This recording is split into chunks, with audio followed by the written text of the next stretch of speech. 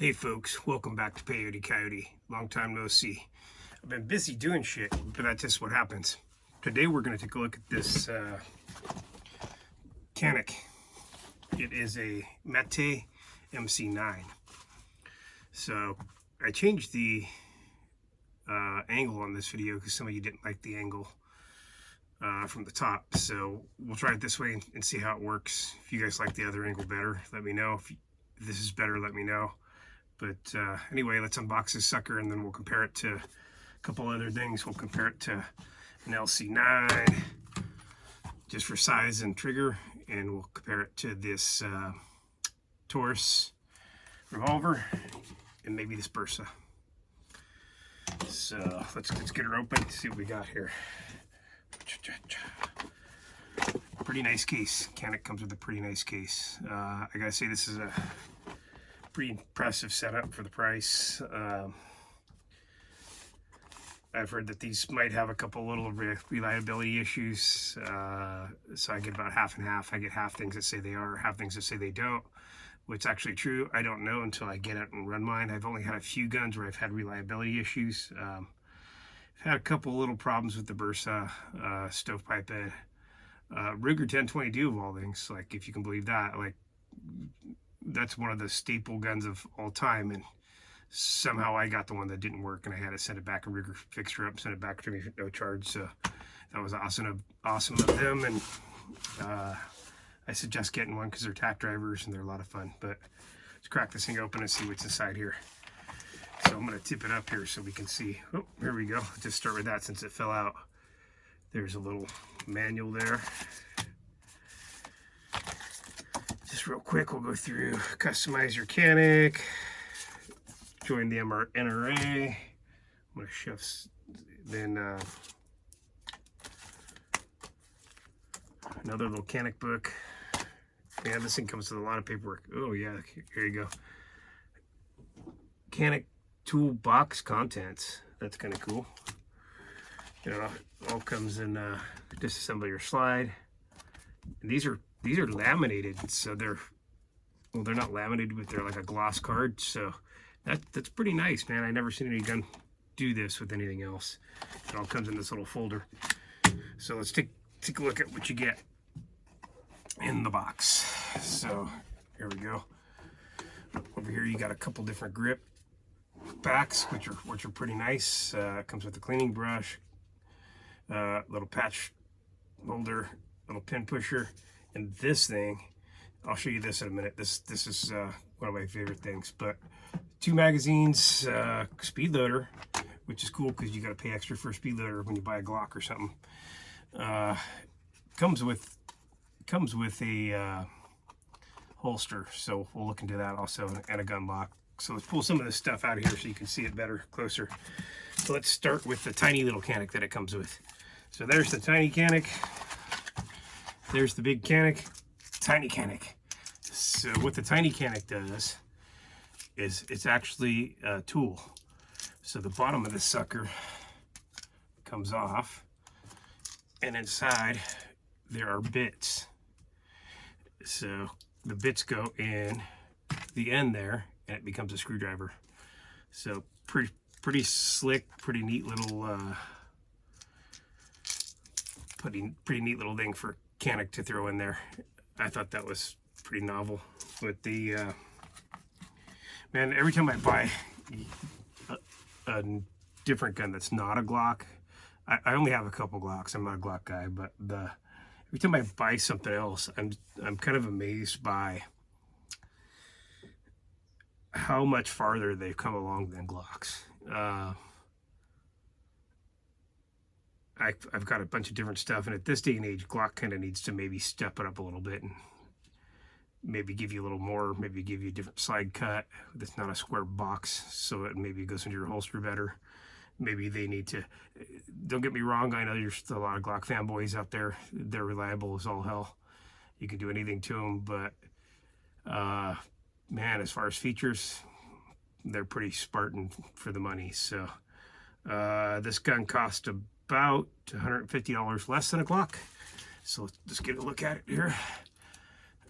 So let's go ahead and get her open up there. She's clear. We'll get that out of there and let's get a real close look up there. So, first thing with this thing is it's slide cut. It'll hold a hollow sun in there. The grips are pretty nice. It's ambi, so it's actually got the magazine hole open on both sides. The magwell drop is reversible. It's got the safety trigger. It doesn't have any other safeties on it other than that. But holy crap are the springs tight on this thing. So just pulling it back, oh my God, that is probably one of the tightest springs. I'm hoping that loosens up as I go, because man, it is tight. And this would be a great gun for like purse carry for because of the size and everything. But the problem is I don't think that some of you probably don't have the hand strength to pull that thing back. I mean, it is holy mackerel. So it comes with two magazines, 10 rounds. One's extended, one's standard. We'll put the standard in so you can see what the standard's looking like there. That's the standard. I got big hands, so the standard for me, I got a little finger overhang. I'm not really a huge fan of the standard, but it's entirely doable.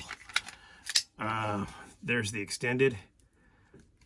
I got a full grip on that extended, so that's pretty nice. But really like the extended. Overall, the kit is pretty nice. It comes with a regular plate if you don't want the extended. It comes with this, I guess it's plastic inside the waistband holster. Tucking this into my waistband, it is not comfortable. My preference is leather, so I probably won't use this. But bravo to Canik for putting this in there. Because a lot of places they don't give you anything at all. So yeah, let's get some of these other guns out and compare the size to this Canik and see what we got. But first, let's have a word from our sponsor.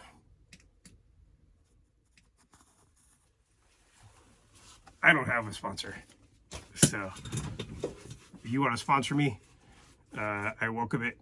My friends say they don't make things I can't break, so I'd love to test some of the stuff you guys got out there.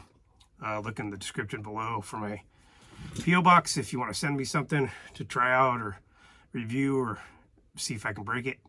But at any rate, let's keep going here. So let me get this box out of the way. First up, we have a couple different guns here. Here's our Canik. Here's a Bersa. Man, they're like neck for neck. Let's get the magazine out of this Bersa. Man, the spring in that Bersa is real easy, but that's one finger. Size-wise, they are very, very similar. The Bersa is actually a little bit smaller.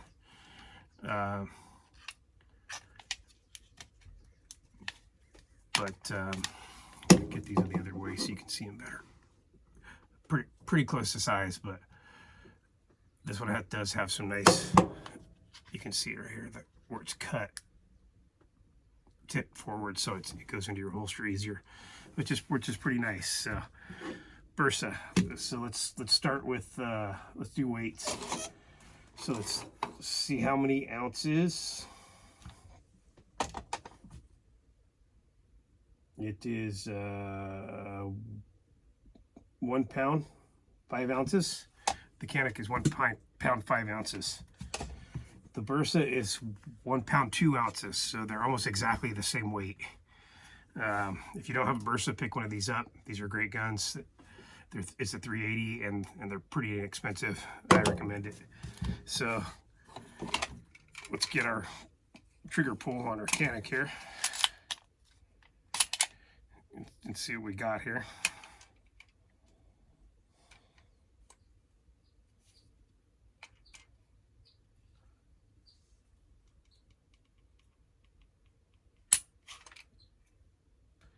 Ooh, rough 7 pounds. That's a pretty hefty trigger. Let's try, with our Bersa, we got to put our empty mag back in there because Bersas have magazine disconnects, and that's the only way you can get them to trigger.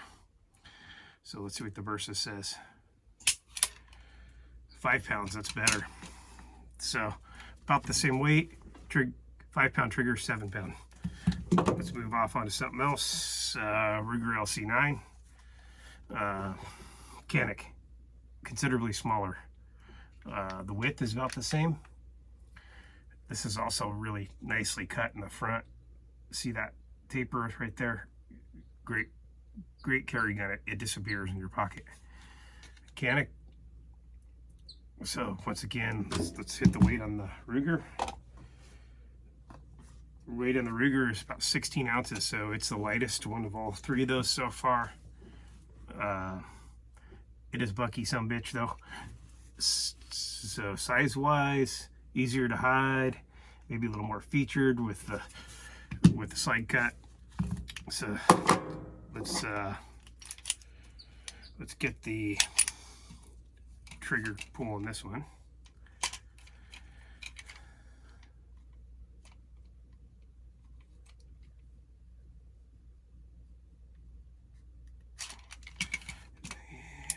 Safety's on. Let's try that again. Let's try that with the safety off. Nope, still nothing. This one, my mistake, probably has the mag disconnect in it as well, but I haven't used this gun in a while, but I don't have an empty magazine for it, so I'm not going to do a trigger pull on that one. We'll just move on to the next one. So our next guy here is going to be a Taurus revolver. This is an ultralight. It weighs in at 16 ounces, so exactly the same as this Ruger. Let's get size-wise sized up here. So once again, a little bit smaller, but a whole different ball game. Width-wise, everything comes in about the same width, but overall, once again, for a carry revolver, that Taurus is pretty good, so I'd recommend getting that. So overall, what I like about it is I love the box. I love everything that it comes with. I love the slide cut. So far, I haven't been out to shoot it yet. I gotta imagine they're saying that these have heavy enough slides to where they're real comfortable to shoot. So far, what I don't like about it is the weight of the spring on the slide. I'm not a huge fan of that. It is a beast to pull back, little rough, but overall, it's a pretty awesome gun, man. It's a great gun for the price. I recommend if you got the funds to pick one up and see. I just wanted to see it fit in there. Pick one up and give her a go. And once we get her back to the range, our range has closed here, so we're waiting for it to reopen. And when it reopens, I will get this guy out there and give her a try. I just got it pretty recently here, so I thought that I might use it for concealed carry, but yeah, we'll see how that works, and we'll see how she shoots. If she shoots good, then we'll put her in a concealed carry rotation. But all right, well, thanks for watching Peyote Coyote. Remember to like and subscribe. I'll see if I can kick out a few more here more often, since I've been kind of slacking and busy doing other stuff. But once again, feel free to send me anything, sticker, something you want to see, you want reviewed. Feel free to send it to my P.O. box down there, and we'll give it a try and review. And real quick, let's give a shout out to my buddy Christian. He recently made me some unique shotgun shells, so at some point we'll be shooting those here in the future, and we'll do a video on those. But all right, we're out. Have a good one next time.